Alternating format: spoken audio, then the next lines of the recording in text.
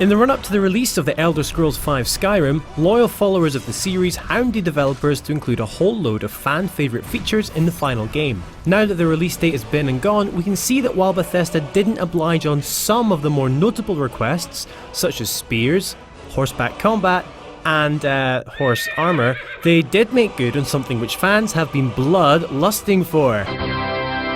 No, werewolves! And not only are they in the game, but you can be one. How do I do this? We hear you howl at the moon. Well, fear not, GameSpot is here to aid you in your shapeshift from the supple human/orc/whatever flesh of your current character to the bristling fur of a man-beast. Wonderful. I submit. The ability to change into a werewolf, known as lycanthropy, is called a disease by some and a blessing by others. Either way, if you want it, you gotta get yourself in there with a group of swords for hire known as the Companions. You can often find their members out and about in the wilderness, exploring, hunting, or dabbling in a touch of giant slaying.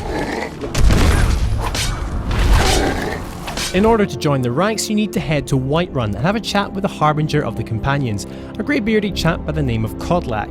Would you now? He will then advise you that to join the group and gain the respect of your peers, you need to start by beating someone up. Nice life lesson, Bethesda. Pretty good arm you have there.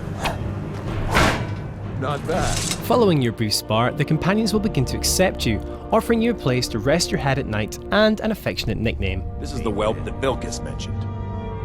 Next, go forth and complete one of a number of possible missions provided by the group members, and soon enough it'll be time for your test. You are tasked with the collection of a fragment of Wuthrad, part of an ancient battle axe very dear to the group.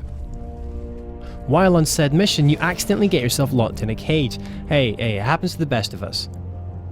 Unfortunately, poor old Farkas becomes surrounded by a group called the Silver Sword, intent on murderifying him. A lot. Killing you will make for an excellent story. Luckily for you, and for Farkas, he has an ace up his sleeve, by which I mean he can transform into a colossal werewolf.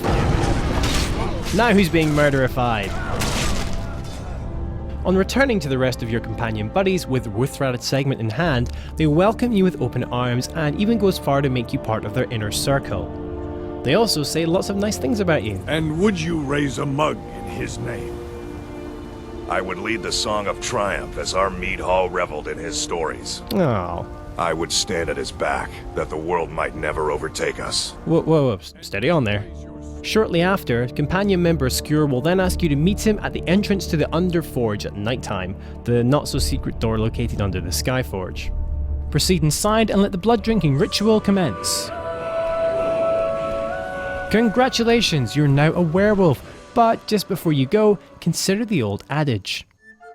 A werewolf in combat is like driving a souped-up sports car. If handled correctly, it can be incredibly powerful and make you feel more awesome than Jesus. If, on the other hand, you don't know what you're doing, then the whole experience can very swiftly result in a gruesome death. Yours. Also, they're both noisy.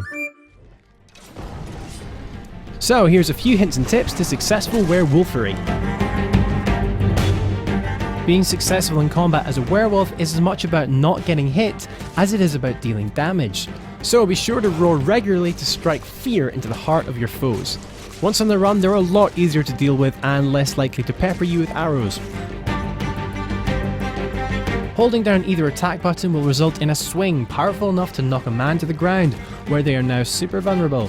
Be sure to keep an eye on that green bar, however, as performing these attacks drains your stamina, potentially leaving you unable to sprint in a time of need. Finally, don't forget to feed on those you kill. This both adds to your health bar and prolongs the amount of time you can remain in beast form. So, bon appetit!